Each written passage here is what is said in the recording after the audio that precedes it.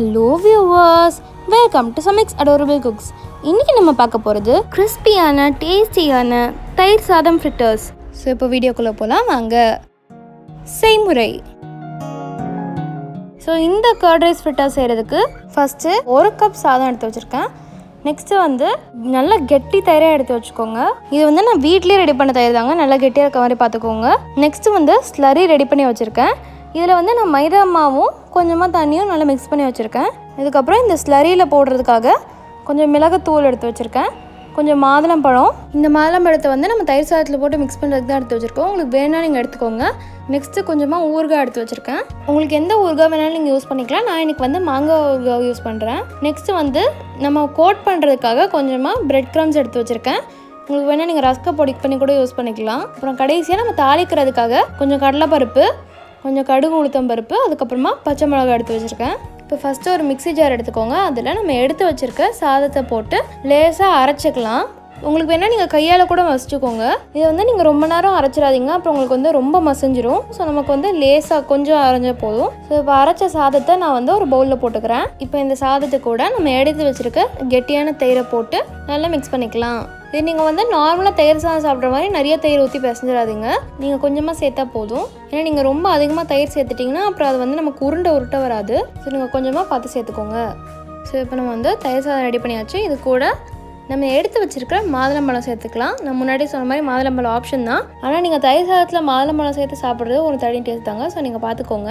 இப்போ இது கூட கொஞ்சமாக தேவையான அளவு உப்பு சேர்த்துட்டு இது நல்லா மிக்ஸ் பண்ணிக்கலாம். ஸோ நெக்ஸ்ட்டு நம்ம எடுத்து வச்சுருந்ததை நான் தாளித்து வச்சுட்டேன். இது கூடவே நான் சீரகமும் சேர்த்து தாளித்தேன். ஸோ நீங்கள் தாளிக்கும் போது சீரகமும் சேர்த்துக்கோங்க. இப்போ நம்ம தாளித்ததை எடுத்து தயிர் சாதத்தில் போட்டுக்கலாம். இப்போ பாருங்கள், இது எல்லாத்தையும் நல்லா மிக்ஸ் பண்ணியாச்சு.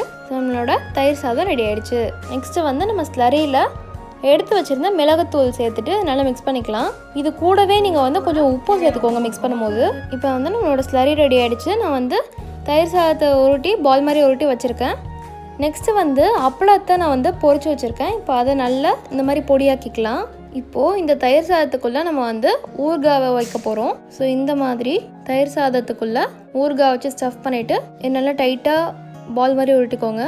ஊறுகாய் வெளியே வந்துடக்கூடாதுங்க. ஸோ பார்த்து நீங்கள் நல்லா பாலாக உருட்டிக்கோங்க. ஸோ இப்போ பாருங்கள், நல்லா உருட்டியாச்சு. இதே மாதிரி நீங்கள் எல்லாத்தையும் பண்ணிக்கோங்க. இப்போ நம்ம ரெடி பண்ண ஸ்லரியில் இதை போட்டு முக்கிட்டு பிரெட் க்ரம்ஸில் நல்லா கோட் பண்ணிக்கோங்க.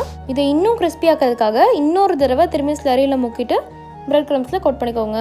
ஸோ நெக்ஸ்ட்டு இதில் தயிர் சாதம் ஃப்ரிட்டர்ஸ் பண்ணுறதுனால அப்பளம் கோட்டிங் கொடுக்குறேன். ஸோ திரும்பி ஸ்லரியில் முக்கிட்டு அப்பளத்தில் நல்லா கோட் பண்ணிக்கலாம். இப்போ பாருங்கள், நான் 3 பால்ஸ் இந்த மாதிரி ரெடி பண்ணி வச்சுருக்கேன். ஸோ இப்போ இதை நல்லா கோல்டன் ப்ரௌனாக பொரிச்சு எடுத்துக்கலாம். நெக்ஸ்ட்டு நான் பிளேட்டில் டெக்கரேஷனுக்காக கொஞ்சம் மைனீஸ் போட்டு வச்சுருக்கேன். இப்போ இதுக்கு மேலே நம்ம பொரிச்சு எடுத்த தயிர் சாதம் ஃப்ரிட்டர்ஸாக வச்சிடலாம். ஸோ இப்போ இதுக்கு நெக்ஸ்ட்டு டெக்கரேஷனுக்காக அப்பளத்தை நான் இந்த மாதிரி குட்டி குட்டி பீஸாக உடச்சி வச்சுருந்தேன். இப்போ அதை வச்சுட்டு அதுக்கு மேலே பாதி பச்சை மிளகாயை வச்சுட்டு ஒரு கருவேப்பிலையும் வச்சுட்டு நீங்கள் சூடாக சர்வ் பண்ணிடலாம். இது ஒரு டேஸ்ட் உண்மையிலே சூப்பராக இருக்குங்க. கண்டிப்பாக ட்ரை பண்ணி பாருங்கள். ஸோ இந்த ரெசிபியை நீங்கள் உங்கள் வீட்டில் மறக்காமல் ட்ரை பண்ணிவிட்டு கீழே கமெண்ட் செக்ஷனில் கமெண்ட் பண்ணிவிடுங்க. ஸோ அவ்வளோதாங்க, நம்ம சூப்பரான டேஸ்டியான கர்ட் ரைஸ் ஃப்ரிட்டர்ஸ் தயார். தேங்க்ஸ் ஃபார் வாட்சிங். இந்த வீடியோக்கு மறக்காமல் லைக் பண்ணுங்கள், ஷேர் பண்ணுங்கள், அப்புறம் கமெண்ட்டும் பண்ணுங்கள். எங்கள் சேனலுக்கு நீங்களும் சப்ஸ்கிரைப் பண்ணலைன்னா சப்ஸ்கிரைப் பண்ணிடுங்க. அப்படியே பக்கத்தில் இருக்க பெல் ஐகான் கிளிக் பண்ணிடுங்க. அப்போ தான் நான் போடுற புது புது வீடியோஸ் உங்களுக்கு நோட்டிஃபிகேஷனில் வரும். நன்றி.